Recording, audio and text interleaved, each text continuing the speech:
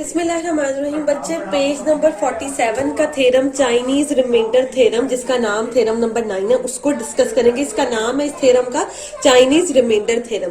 पहले इसकी स्टेटमेंट को हम लोग डिस्कस कर लेते हैं कि स्टेटमेंट हमारे पास क्या क्या है। स्टेटमेंट में वो कह रहे हैं let M1 then M2 up to so on.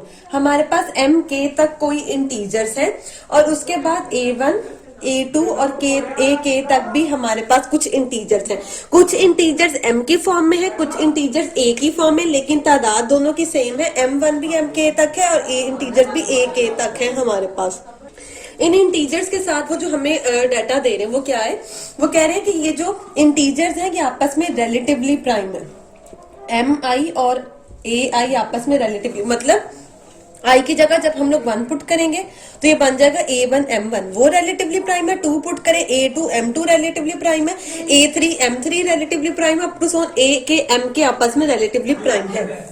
ठीक है। उसके बाद ये जो सारी पहली चीज तो ये उन्होंने दो इंटीजर्स के सेट बताए, उन्होंने कहा वो दोनों सेट्स आपस में रिलेटिवली प्राइम है। इसके बाद वो कह रहे हैं कि जो सारे M1 M2 MK तक है, इनका अगर हम लोग प्रोडक्ट ले तो ये कैपिटल M के इक्वल आएगा। मतलब इनका आंसर जो भी चीज आएगी उसको कैपिटल M का नाम दे देना। इसके बाद इंटीजर्स फिर B भी एग्जिस्ट करते हैं, B1 B2 वो भी BK तक इंटीजर एग्जिस्ट करते हैं। और कॉन्ग्रेंस हमारे पास क्या बनती है, A1 X is congruent to B1 mod of M1, फिर A2 X is congruent to B2 mod of M2 up to so on AK X is congruent to B के mod of M के। हमने अच्छा पहले तो यहां तक पहले समझ लें दोबारा। इंटीजर्स के 3 सेट्स हैं, M इंटीजर्स है, A इंटीजर्स है और B इंटीजर्स है। A और M इस तरह के इंटीजर्स हैं कि वो आपस में रिलेटिवली प्राइम है।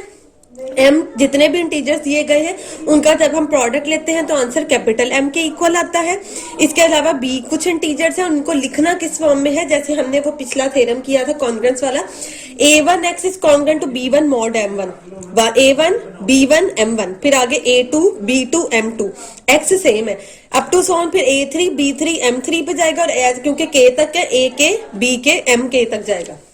अब वो क्या कह रहे हैं, ये जो कॉन्ग्रेंसेस है हैज अ साइमल्टेनियस सोल्यूशन। इनका हमने सोल्यूशन, ये जो X है ये सोल्यूशन फाइंड आउट करना है विच इज यूनिक हो, वो सोल्यूशन फाइंड आउट करना है जो कैपिटल M के मॉड में हमारे पास मिले। ये चीज हमने फाइंड आउट करके दिखानी है। तो इसके थ्योरम के प्रूफ की तरफ चलते हैं। पहले हमें चीज जो गिवन दी गई उससे स्टार्ट उन्होंने किया है कि उन्होंने कहा AI और MI आपस में रिलेटिवली प्राइम है। ये थ्योरम के स्टेटमेंट में बता दिया गया था। उसके बाद जो उन्होंने डिफरेंट कॉन्ग्रेंसेस लिखी थी, A1 B1 M1, फिर A2 is congruent to B2 M2, फिर A के वो जो सारी लिखी थी उनको इन जनरली लिख दिया उन्होंने आई फॉर्म में कि AI X is congruent to BI mod of MI।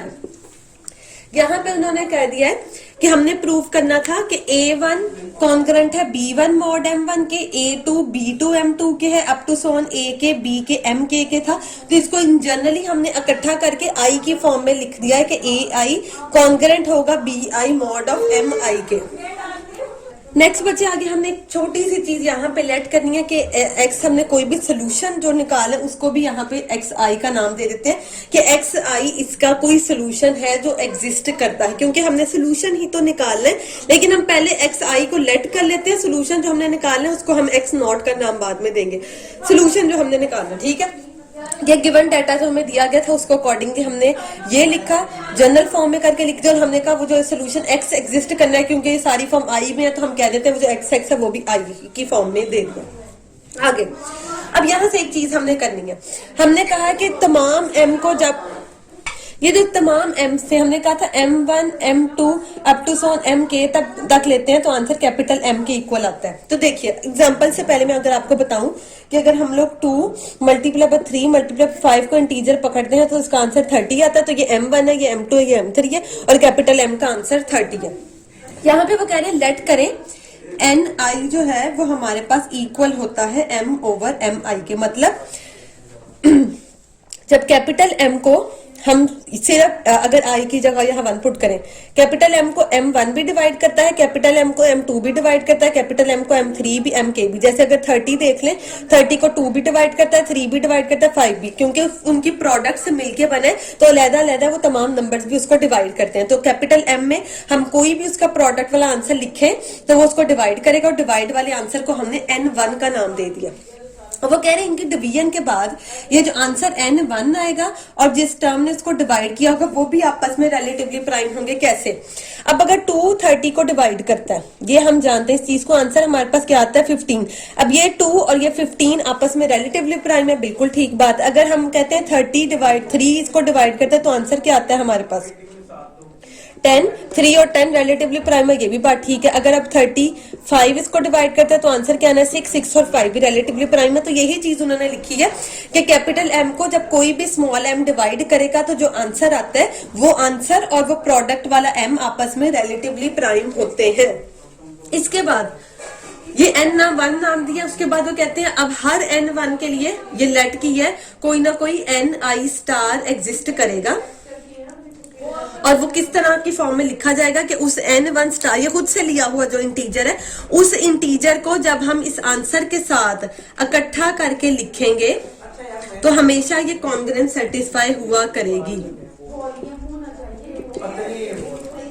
देखिए जरा N1 क्या है, कोई भी आंसर, अगर मैं इस केस को पकड़ू, ठीक है, N1 आंसर है, आंसर क्या है 6 हमारे पास, कॉन्ग्रुएंट में यहाँ 1 नहीं रहना है, और M1 जो टर्म डिवाइड कर रही थी वो हमारे पास 5 है। तो यहाँ पे ऐसा क्या नंबर लेंगे ये कॉन्ग्रुएंट सेटिस्फाई हो? तो देखिए यहाँ पे हमें कोई ऐसा नंबर लेना पड़ेगा जो 5 का मल्टीपल आए और उसमें से जब 1 माइनस करें तो 5 उसको क्या करें डिवाइड करें। यहाँ पे हम लोग N1 स्टार को 1 भी ले सकते हैं, क्योंकि जब 6 मल्टीप्लाई बाय 1 6 आ जाएगा, 6 में से 1 निकाल देंगे तो 5 उसको डिवाइड करेगा। यहाँ पे कोई और नंबर भी आ सकता है, जैसे कि अच्छा यहाँ पे तो बनेगा, अच्छा इस केस में नहीं शायद बनना, लेकिन कुछ केसेस में यहाँ पे N1 स्टार की जगह भी कोई एग्जिस्ट कर सकता है। अब जरा देखिए, तो यहाँ पे इस तरह वो कह रहे हैं कि जो हमारे पास इनको डिवाइड करने का आंसर आता है उसके लिए कोई ना कोई इंटीजर लाजमी एग्जिस्ट करता है जो मिलके ये कॉन्ग्रुएंस देती हैं। ये हमारे पास उन्होंने ये आंसर आ गया कि वो जो आंसर जब किसी भी इंटीजर N1 स्टार के साथ मल्टीप्लाई होगा तो वो इस कॉन्ग्रुएंस में लिखा जा सकता है। अब अगली बात क्या चीज लड़की, अब हमने सोल्यूशन निकालना है, क्योंकि हमने जो क्वेश्चन में मेन चीज प्रूव करनी है उसमें हमने सोल्यूशन को फाइंड आउट करना है।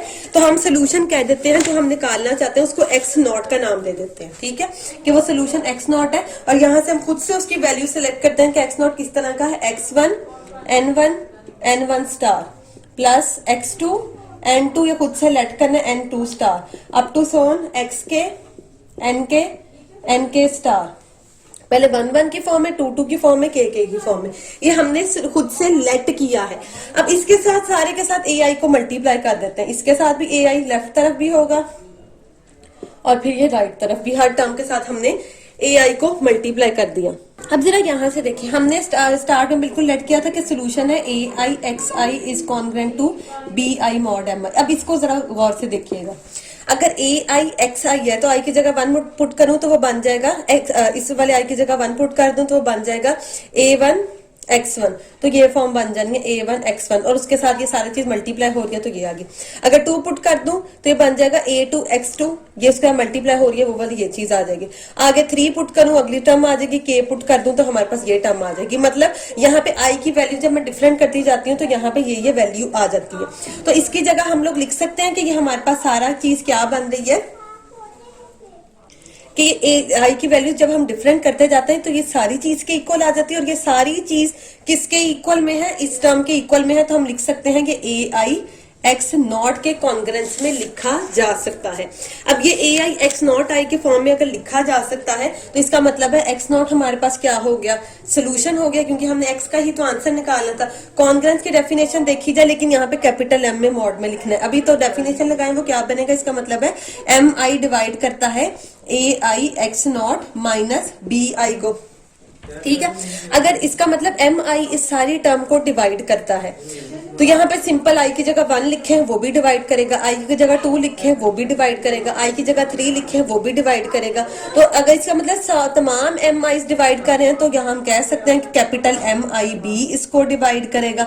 अगर कैपिटल एम इसको डिवाइड कर रहा है तो दोबारा से कॉन्ग्रुएंस क्या बनेगी, A I X not is congruent to B I mod of M capital. ये चीज हम लोगों ने प्रूव करनी थी, लेकिन छोटी सी चीज अब उन्होंने यहाँ पे कही है कि जो सोल्यूशन आपने एक्स नॉट निकाला है वो सोल्यूशन यूनिक है, उस सोल्यूशन की तरह का और कोई सोल्यूशन एग्जिस्ट नहीं करता। तो इसकी यूनिकनेस को प्रूव करते हैं।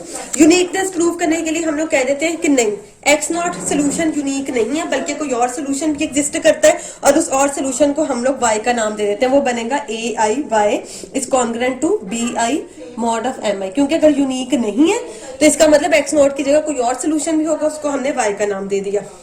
अब देखें, अगर वो m के कॉन्ग्रुएंट में है तो हम लोग जानते हैं, अभी हमने कहा था, इसका मतलब अगर m इस सारी चीज को डिवाइड करता है तो इसका फिर हम लिख सकते हैं कि फिर स्मॉल एम आई भी इस सारी चीज को डिवाइड करेगा। एक तो हमारे पास कॉन्ग्रुएंस ये बन गई। इससे पिछली कॉन्ग्रुएंस हमने जब सॉल्व की थी वो क्या थी, A I X not B I mod of M I. अब देखें इन दोनों कॉन्ग्रुएंसेस को देखिए,